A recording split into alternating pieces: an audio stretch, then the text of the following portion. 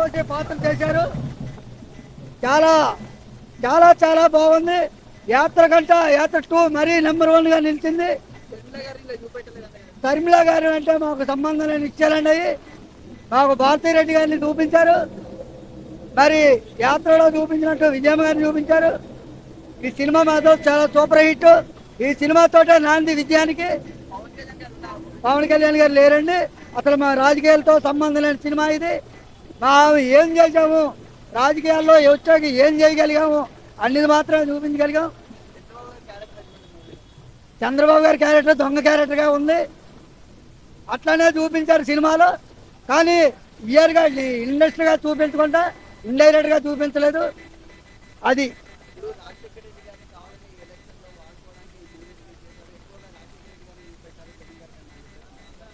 అది వాస్తవం కాదు. రాజశేఖర రెడ్డి గారు ఆయన ఆస్తి మా జగనన్న ఆస్తి, ఎవరు సొత్తు కాదు. ఆయన బిడ్డగా రాజశేఖర రెడ్డి గారు ఆస్తి అది. అందుకే ఆయన ఓడుకున్నారు. అంతేగా తప్ప ఇంకేమీ లేదు. సినిమా మాత్రం సూపర్ హిట్. ఓటు జగన్ గారు.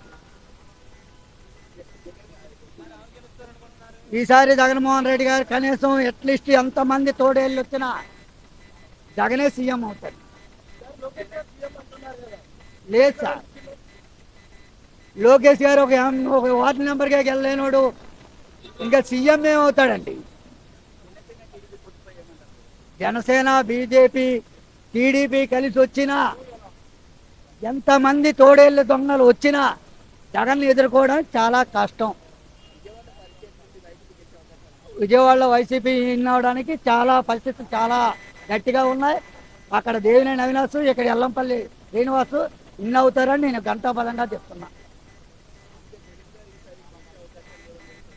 ప్రతిపక్షాలు అంటున్నాయి, సర్వేలు దొంగ సర్వేలు చెప్తున్నాయి. అన్ని ఘోషించినా కానీ జనాభిప్రాయం ఉన్న నాయకుడు జగనన్న. లోకేష్ గారు మాత్రం ఈసారి కూడా అరగుండ అన్నాడు మొన్న, ఇప్పుడు 50,000 అన్నాడు. ఈసారి పూర్తి పిండి గీయడానికి మంగళగిరిలో జనం సిద్ధంగా ఉన్నారు.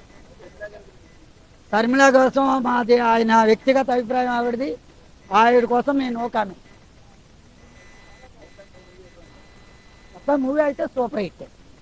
మమ్మూటి గారు ఆల్రెడీ ఇటువరకు యాత్ర చూసాం. తర్వాత జీవా గారు జగన్ గారి క్యారెక్టర్కి చాలా న్యాయం చేయగలిగారు.